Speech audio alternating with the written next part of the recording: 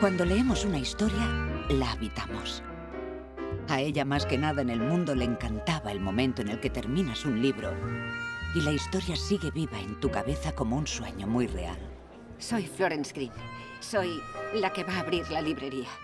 Acaba de instalarse en Old House. ¿Usted sola?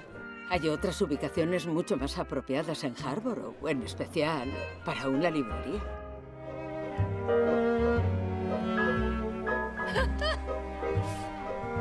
Apreciada señora, nos está haciendo un gran honor.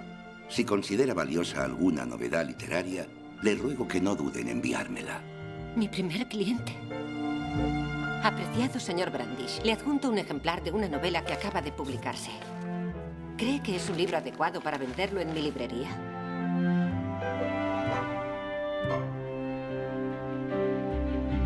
Quiero que deje en paz a Florence Green. ¿Le ha pedido ella que venga a verme? Claro que no.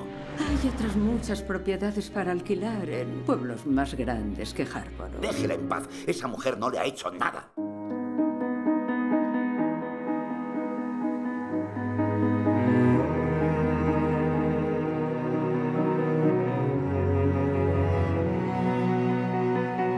Lo que más valoro en los seres humanos es la única virtud que comparten con los dioses y con los animales: el coraje.